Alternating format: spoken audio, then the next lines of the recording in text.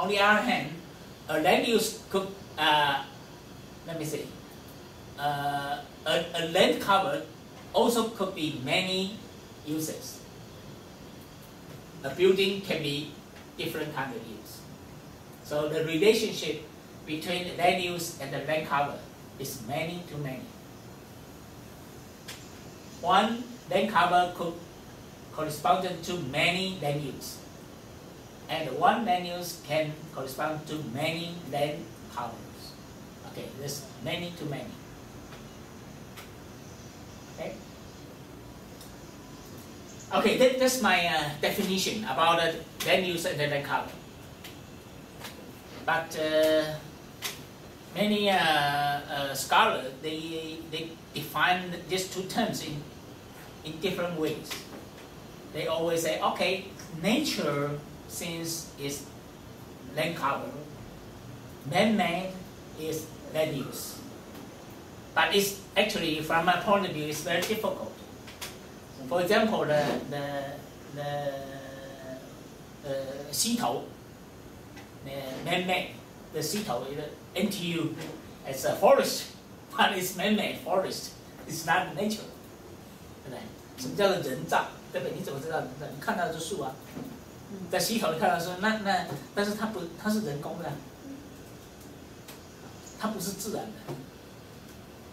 所以一般很多书哈都讲 land use 跟 land cover。land use 是谈到人类的活动，好，人类活动产生叫做 the land use。Well, many scholars mention that land use was created by human activities.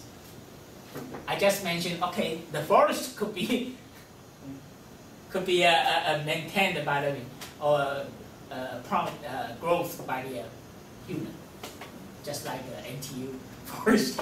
I don't know there would be largest canals or somewhere in a big excavation or projects. A big land will be covered with marked and fenced. So when you mention the national park, is it nature or not?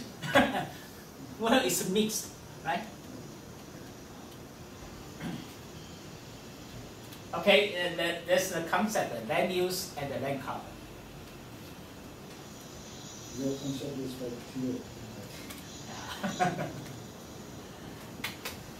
Okay.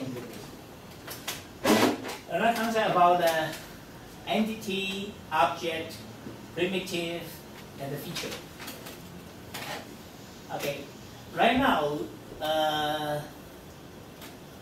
actually, the definition of these terms, is standardized right now, according to some international standards. The international standards also define the terms. Okay, so here, entity mention about the object on the physical world. 就是说，我们说桌子，这个是 entity. In the physical world, in the real world, it's entity. But the object is the data describe an entity. That's object. Here, in this very particular domain, when we mention the object, actually we mention that data is not from the real world. So when we use entity, object, primitive, feature together, when you mention this one, that object is referred to the data. Okay? Describing it refers to the data to describe the entity. To describe entity, yes. So this one is a chair and a table is entity. But on the database, we have a rectangle to represent the table. Then the rectangle is the object. Its height or maybe its other dimensions. Yes, yes. And the object can be composed of many primitives. Primitive is the basic element. You cannot divide it further. So just like a point, line, area, or arc. Yeah.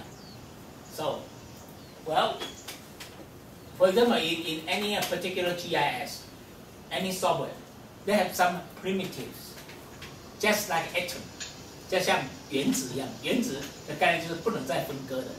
所以我们用 AutoCAD， 你不能说用，就是AutoCAD 里面很基本的那些指令，比如可以让你画点、线、面，那个就是 primitives， 就是最基本的元素。A software gives you some primitive. That's most elementary element. You use this primitive to build up sophisticated objects. Okay. Feature means well, it's a partial component. Okay. So sometimes use feature, some don't use feature, or some paper just feature is equivalent to a primitive. Okay. Feature sometimes say, okay, let me see. For the National Taiwan University, it could be an object. There are many buildings, or a building. For this building, could be many squares or circles to compose as a feature. And the square, the circle is primitives. 所以那个 primitive 是最基本的东西 ，feature 呢是它兜出来的一些局部的构件。好，当然也跟那个构建如果很简单，就是 object itself。所以像有中庭的建筑物，这建筑物是一个构件，那它的外框跟内框，那分别就是两个图征，就外框跟内框。外框是一个图征，是一个 feature， 内框也是一个 feature， 所以这两个 feature 构成一个 object。So we mentioned about well, a building with a coat. So you have an external and an internal boundary, right? It's a coat. So you have an external boundary and an internal boundary. The external boundary and the internal boundary are features. So you have two features and one object. Object is a building. One object is a building, and you have an external and internal features, boundaries as features. And these features are composed by lines, polygons. Line is primitives. Yes. So that's the best idea. Okay? However, I mentioned here, object-oriented is another concept. Actually, you can use a simple object to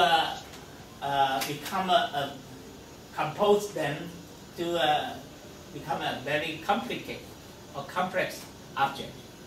Okay, so you can build up individual buildings for a simple object, then become a community, become a city or a region. So you can use the object-oriented method or approach to build up a complicated object from a very, very simple object. Okay, it's entity, object, primitive, and features. When you use some, well, if you are surveying, you are in some paper talking about